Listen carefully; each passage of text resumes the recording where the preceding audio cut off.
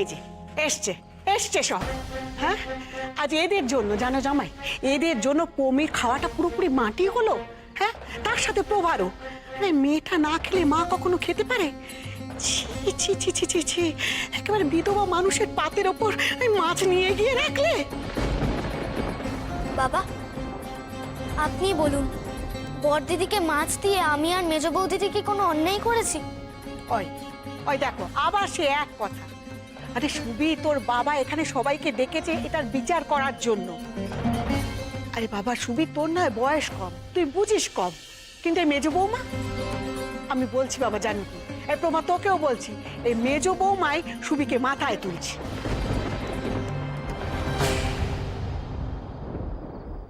বাবা বলুন না আপনি, আমি কি কোনো অন্যায় করেছি?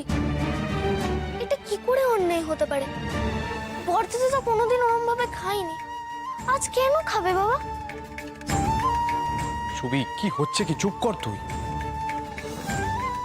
আপনি একবার প্রমিলাকে বোঝান না, বলুন না কিছু খেয়ে নিতে।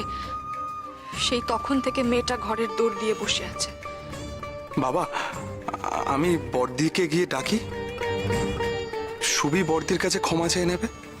বিভা, তুমিও তাই করো, যাও। কাউকে ডাকতে হবে না সতীশ, কাউকে ডাকতে হবে না।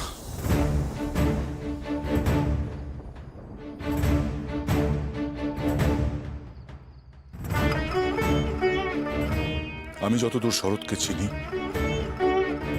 যা জানি,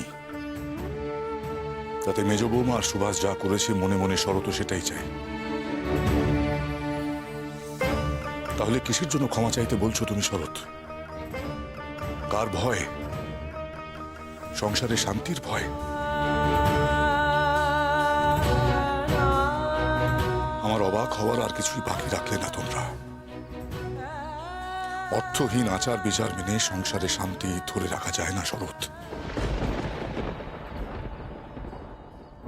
আমি এতক্ষণ চুপ করেছিলাম এটা ভেবে যে দেখি আমার সংসারে প্রত্যেকে উন্নত হয়েছে কিনা, সেটাই দেখার জন্য।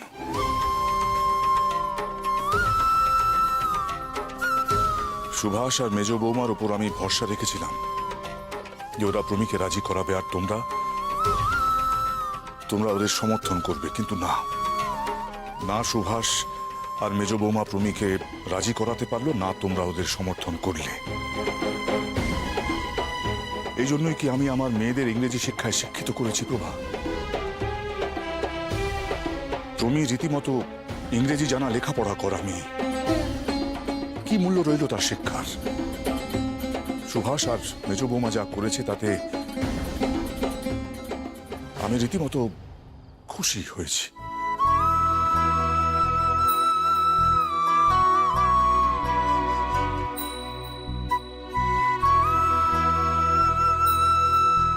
প্রমিকে এসব বন্ধ করতে বলো প্রভা। আমি চাই না আমার মেয়ে আমারই চোখের সামনে এইভাবে কষ্টে থাকুক।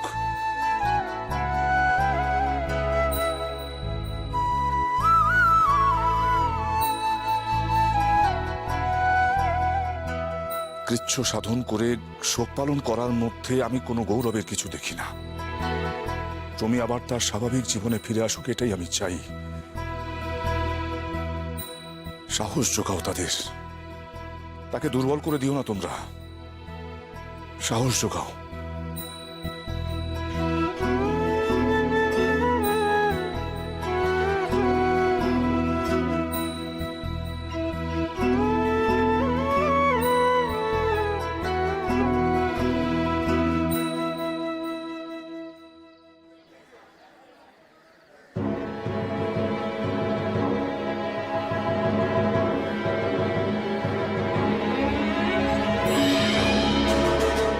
যেভাবেই হোক আনন্দটাকে আমার চাই। আনন্দটাকে ধরিতে পারিলে আমার প্রমোশন, আর সেই জন্য আমাকে ওয়েট করিতে হইবে।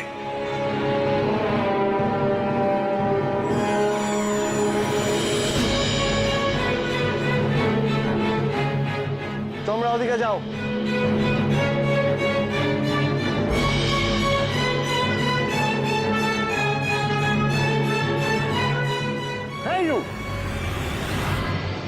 তুমি সেদিন পুলিশ স্টেশনে গিয়েছিলে আসতে স্যার, অনন্ত সম্পর্কে ইনফরমেশন দিতে। আসতে। তোমার বলা স্থানে অনন্তকে খুঁজে পাওয়া যায় নাই। ঠিক আছে, আসতে। টেল মি, অনন্ত সম্পর্কে তুমি কি কি জানো? কখন প্রথমবার ওর নাম শুনিয়াছিলে? এই কি বিপদে পড়লাম রে বাবা। পথঘাটে সদস্যদের লোকজন ঘোরাফেরা করে, পুলিশের সাথে আদাত দেখলে খুন হয়ে যাব তো আমি। এমনিতেই মুকুন্দ ঘোষ আমায় পেলে ছাড়বে না। আমি কিছু জানি না স্যার, যতটুকু জানতাম আমি মুকুন্দ ঘোষকে ততটুকু বলেছি স্যার। রমেশ, তুমি যদি অনন্ত সম্পর্কে কোনো ইনফরমেশন পাও আমাকে জানাইবে। আচ্ছা আচ্ছা স্যার, হ্যাঁ হ্যাঁ, তাহলে আমি আছি না, আছি।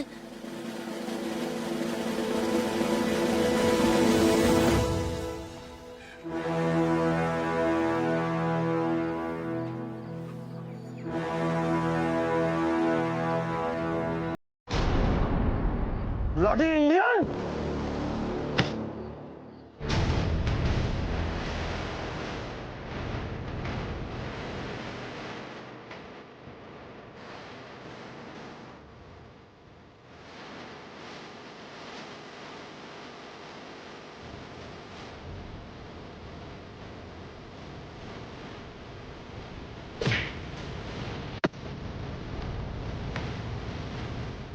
Who are you? Who am I? আমি এই দেশের সন্তান। আরো একটা পরিচয় আছে, যারা আমার দেশে বসে আমার দেশকে শেষ করে দিচ্ছে তাদেরকে আমি শায়েস্তা করে ছাড়ি।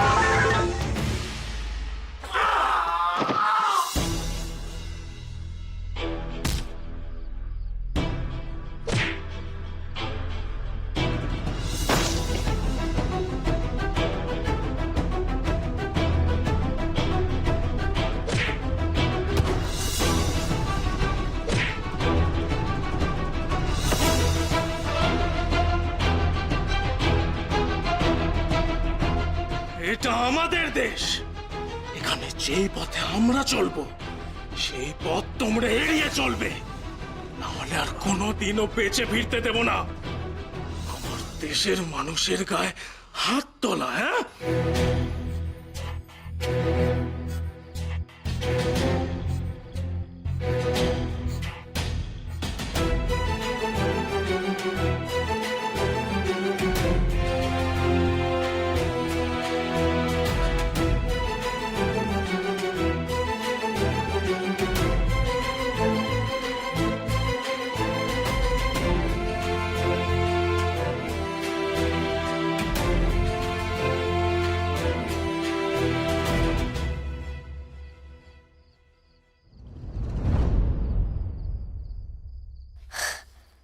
মেজ বৌদিদি, বাবা আপনার আর আমার উপর রাগ করেননি।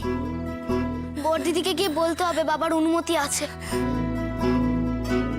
শরৎ, তুমি বড় বড় রাজনীতির কথা বলতে, দেশের কথা বলতে, তাই না? তোমার বড় দিদি এ বাড়ির মানুষজন কেউ কিন্তু দেশের বাইরে নন। আগে তাদের এই সব কুসংস্কার থেকে বের করো, তারপর বাকি সবকিছু ভেবো।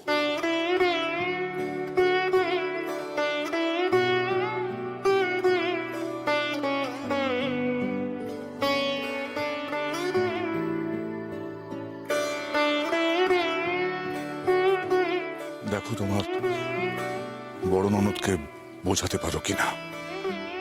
এ তুমি কেমন বিচার করলে বাবা, জানো কি? হ্যাঁ, ইংরেজি পড়েছে বলে তো আর তারা সাহেব হয়ে যায়নি। এসব আচার বিচার ধর্ম সবকিছু জলাঞ্জলি দিয়ে দেবে। বাবা, ধর্ম মানে কি? ধর্ম আমাদের কি কাজে লাগে?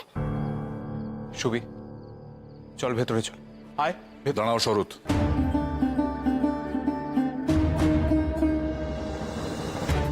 ধর্ম কি সেটা জানার জন্য তুমি এতটা আগ্রহী কেন? পিসিদিম্মা তো বারবার বলেছেন ধর্ম মানার জন্য বড়দিদি অনুমাসী মাছ মাংস খাবে না, রঙিন পোশাক পরবে না। বাবা সেই জন্যই আমি জানতে চাইছি ধর্ম আমাদের কোন কাজে লাগে। সুভাষ, তোমার এই প্রশ্নের উত্তর আমি তোমাকে আজ দেব না। যেমন করে তুমি একটা সঠিক সিদ্ধান্ত নিতে পেরেছিলে কেন তোমার বড়দিদি আমিষ খাবেন না, তেমন করেই একদিন তুমি এই প্রশ্নের উত্তর নিজেই পেয়ে যাবে।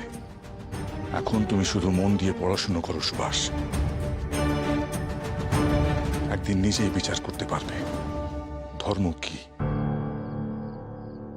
আমাকে জানতেই হবে এই ধর্ম কি, জানতেই হবে। দেখো বাবা জানকী, তোমরা নানা রকম পুঁথি পড়ে অনেক বিদ্বান হয়েছো, তাই তোমাদের যুক্তির সঙ্গে আমাদের যুক্তি কখনোই মেলে না। আমি হাত জোর করে অনুরোধ করছি, ওকে কেউ জোর করো না। ওর যদি ভক্তি না হয় ও খাবে না, ওকে ওর মতো করে চলতে দাও। দোষ নেবেন না পিসিমা, কিন্তু প্রমীকে বোঝাতেই হবে। আর প্রভা, এতে সব থেকে বড় ভূমিকা কিন্তু তোমার।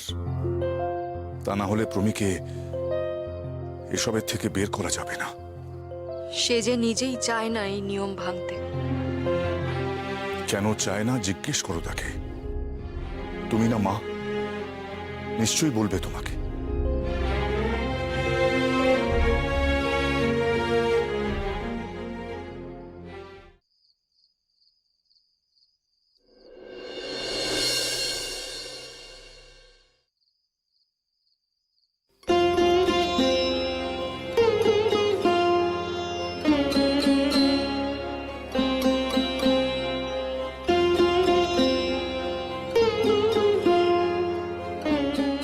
কিছু বলবেন? আমায় ক্ষমা করে দাও। অন্যায় না করেও তোমাকে আর সুবিকে ক্ষমা চাইতে বলেছিলাম। তুমি তোমার জায়গায় অনড় থেকেছো বলে ভীষণ ভালো লাগছে আমার। আপনার কাছ থেকেই তো শিখেছি কিভাবে সংস্কারের বিরুদ্ধে লড়াই করতে হয়। বিয়ের পর এখানে এসে দিদি আমার চেয়ে বয়সে ছোট বলে যে একখানা অসন্তোষ তৈরি হয়েছিল, আমি নিজে দেখেছি আপনি সেসব কিভাবে সামলেছেন। আমাকে রুখে দাঁড়াতে শিখিয়ে আপনি নিজে কিভাবে ভুলে গেলেন রুখে দাঁড়াতে। কি জানো তো বিভা, আমি তো এখানে থাকবো না। তোমার সাথে পিসিমার এই বিষয় নিয়ে আর কখনো যেন তর্ক না হয়, সেজন্য ভেবেছিলাম ক্ষমা চেয়ে নিলে বিষয়টা মিটমাট হয়ে যাবে। কোথায় যাবেন আপনি? আইন পরীক্ষার ফলাফল বেরোবে, কলকাতায় যেতে হবে আমাকে। বাপ, সে তো খুব ভালো খবর। আমি নিশ্চিত জানি আপনার পরীক্ষার ফল খুব ভালো হবে। বলছিলাম, কখন স্থির হলো কলকাতায় যাওয়ার সিদ্ধান্ত? সুবিকে মাস্টারমশাইয়ের বাড়িতে ছেড়ে আমি বন্ধুর বাড়িতে গিয়েছিলাম। ওখানে গিয়ে আমি বিষয়টা জানতে পারি। ভেবেছিলাম বাড়িতে এসে সবাইকে জানাবো, কিন্তু বাড়িতে যা ঘটে গেল।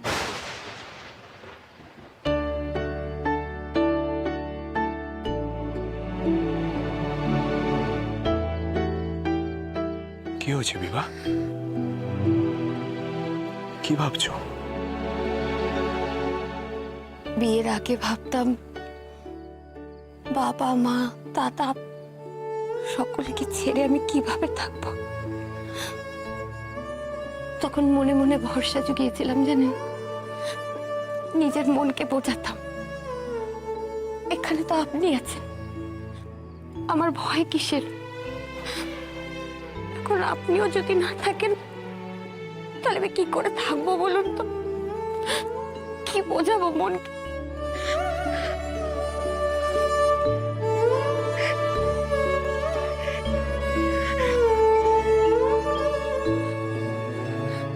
কষ্ট হচ্ছে তোমার।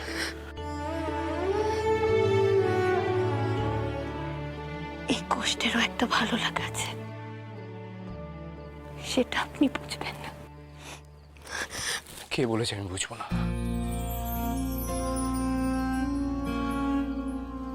কষ্ট, ভালো লাগা এসব কেবল তোমারই আছে। আমায় বুঝি খুব পাষাণ মনে হয়?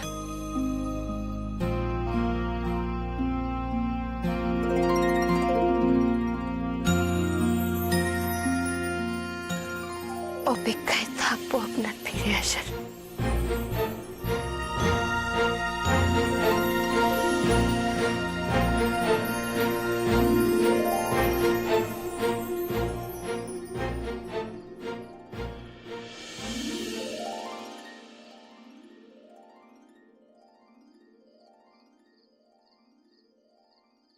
হ্যাঁ মা, কিছু বলবে? এটা কি হলো নতুন ভাগ্নে? আমি না তোমাদের মামা? আমার সাথে কেউ এবার মজা করে? আচ্ছা বাবু, ভুল হয়ে গেছে, আর হবে না। এখনো পড়ছো তোমরা? হ্যাঁ পড়ছি তো। আমাদের তো কথা হয়েছিল যে পরীক্ষার আগে পর্যন্ত আমরা রাত্রিবেলা 1 ঘন্টা খাওয়া দাওয়ার পর পড়বো, তারপর ঘুমাবো। তো তুই পড়ছিস না? আমার না একটা প্রশ্ন আছে। আবার প্রশ্ন? ছোট মামা, আচ্ছা নতুন দাদা, তুমি তো অনেক কিছু জানো। তুমি তো বলেছিলে হঠাৎ করে মাছ মাংস খাওয়া বন্ধ করে দিলে মানুষ দুর্বল হয়ে পড়ে, জল থেকে পেটের রোগ ছড়ায়। তুমি জানো ধর্ম মানে কি? ধর্ম আমাদের কেন মানতে হয়?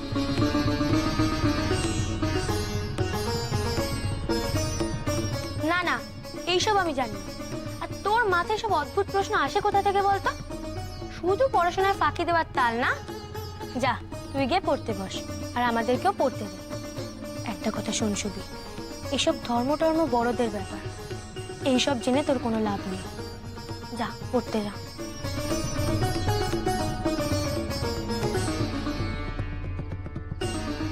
জানতে তো আমায় হবেই। এ তো বড়দের বিষয় নয়, এ তো আমার দেশের মানুষের বিষয়। দেশের মানুষের সবটা না জানলে যে দেশ চেনা যায় না।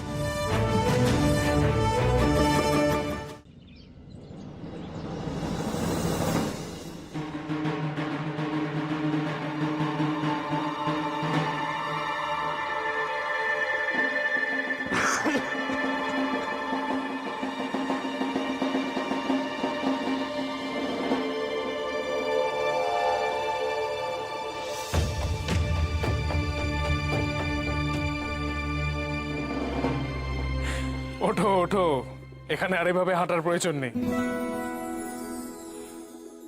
অনন্ত, অনুদিতি কোথায়? পেছনেই তো ছিল।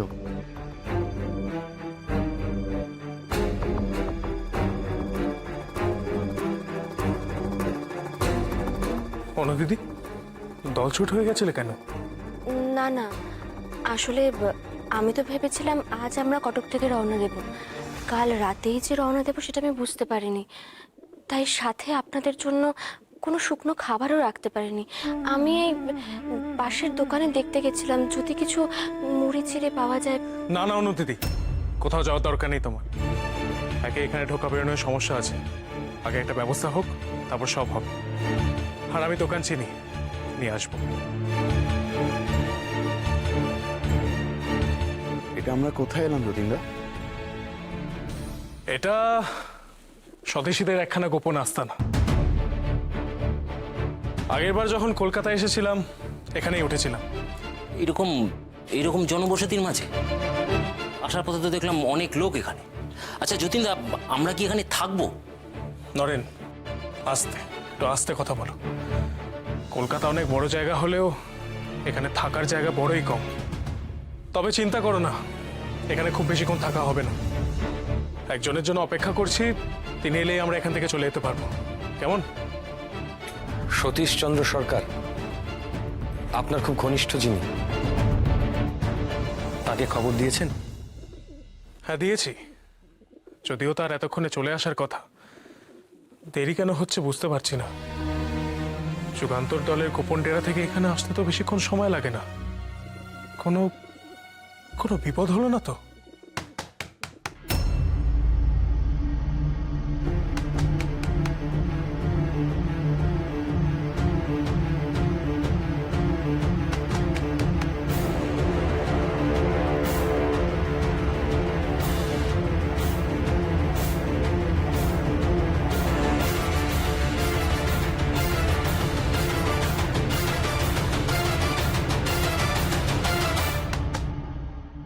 আগে সন্দেশ আছে ভালো।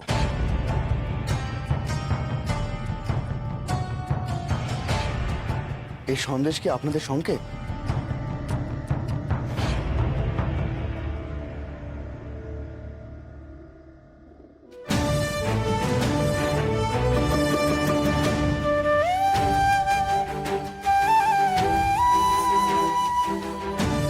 এসো এসো সন্দেশ বিক্রেতা, এসো।